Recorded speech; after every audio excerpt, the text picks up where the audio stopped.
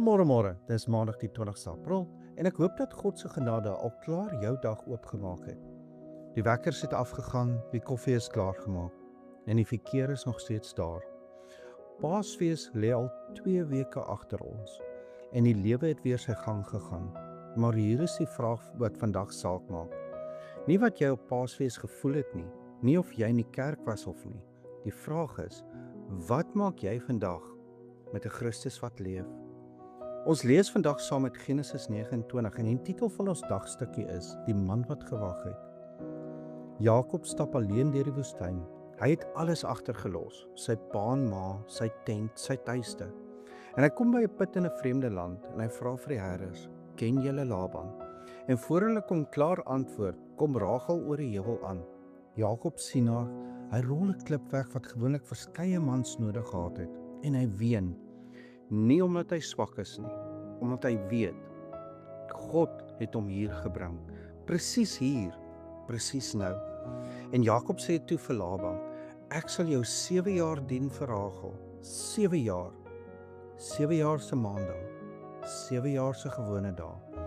En die Bybel sê, dit het gevoel soos 'n paar dae vir Jakob, want hy het haar lief gehad.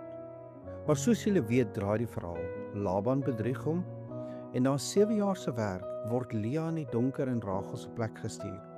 Jakob, die man wat sy eie vader bedrieg het, word self bedrieg in die donker. God straf nie met 'n weerligstraal nie, maar hy is ook nie blind vir ons sondes nie.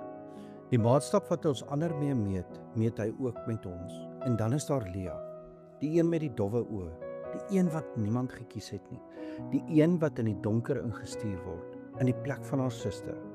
Maar vers 31 sê iets wat my elke keer laat stols maak. Toe die Here sien dat Lea gehaat word, het hy haar skoot geopen. God sien haar op 'n gewone dag, in haar gewone pyn. Toe niemand anders omgegee het nie, sien God haar en hy handel. Nou Lea baar vir Reuben en Simeon en Levi en Juda. En uit Juda kom Jesus Christus, die seun van God. Die versmaaide vrou word die moeder van die verlosser se lyn. En as jy vandag voel soos Lea, onsigbaar in jou gewone lewe, oorgesien in jou gewone pyn, die een wat niemand raak sien nie, op 'n gewone maandag nie, dan is vers 31 vir jou geskryf. Die Here sien, en wanneer hy sien, handel hy. Hy is die diepste waarheid van Genesis 29. Jakob se liefde vir Rachel was nie 'n Paasfees gevoel nie. Dit was 'n besluit wat hy elke dag geleef het. Ook op die maandag, ook as dit moeilik was, ook as Laban hom bedrieg het. En Christus se liefde vir jou is ook nie net 'n Paasfees gevoel nie. Dit is 'n ewige besluit wat voor die grondlegging van die wêreld gemaak is. Dit het nie verander toe die lang naweek verby was nie. Dit verander ook nie vandag in hierdie verkeer wat jy sit nie. God ontmoet mense op gewone dae, by gewone putte, nie net in kerke op feesdae nie. Hy is ook hier, vandag, op hierdie maandag. Kom laat ons saam bid. Here onse God, die wekkers het afgegaan en die werksweek het begin. Paasfees lê al 2 weke agter ons en die gevoel is weg. Maar U is El Roi, die God wat sien. En U sien ons ook vandag, in die verkeer, in die werksvergaderings, in ons gewone dag.